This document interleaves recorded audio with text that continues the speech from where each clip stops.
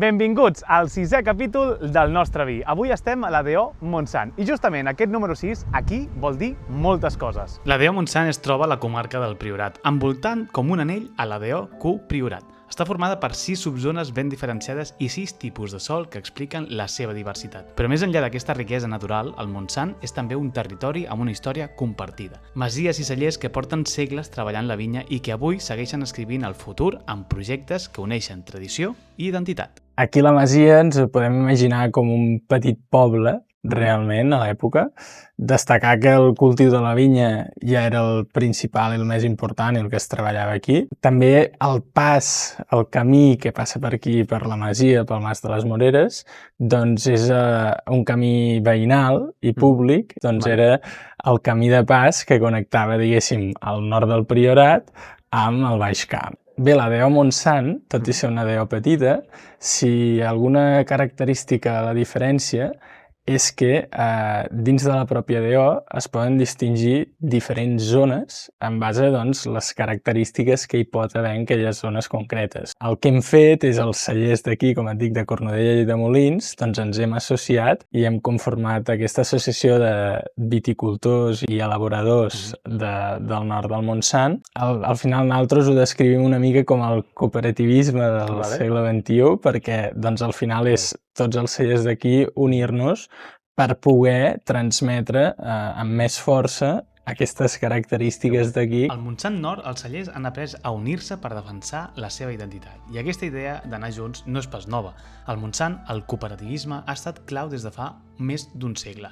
Una fórmula que va permetre als pagesos transformar el seu futur i que encara avui defineix el caràcter d'aquesta denominació. Aquí a la comarca i a la DO Montsant en concret hi ha dos cooperatives que marquen molt aquest boom explosiu que hi va haver a principis del segle passat del cooperativisme català agrícola. Són la cooperativa de Falset i la cooperativa de Cornudella. Pel fet de que són aquestes catedrals del vi modernistes dissenyades per Cèsar Martinell, que va ser el gran arquitecte de les cooperatives agrícoles del sud de Catalunya, la Conca de Barberà, el Priorat, a la Terra Alta. Al final això és un llegat molt important d'una època en què els pagesos es van haver de plantejar què fer amb el seu producte. Estaven cansats i farts d'haver de malvendre el producte a les grans cases, als grans senyors, perquè els hi pagaven malament. D'aquí neixen les cooperatives d'intentar tirar endavant edificis i instal·lacions on es poguessin processar el seu propi producte agrícola i poder-lo comercialitzar i vendre'l conjuntament amb els preus que ells mateixos es marquessin. Això suposant tot el que suposa aixecar un edifici com aquest. L'altre dia m'ho explicaven, em sembla que es van hipotecar 5 baremes senceres que no es van cobrar els propis pagesos per tal de destinar els diners en poder construir aquests edificis. O sigui, això és un valor que tenim a Catalunya i en concret al sud de Catalunya molt en especial, perquè demostra una manera de fer completament diferent de les dinàmiques i una mica trencadora i una mica amb la tradició que hi ha hagut sempre a Catalunya dels pagesos que han encapçalat sempre molts moviments de millores i de lluites socials, doncs una cooperativa n'és un exemple.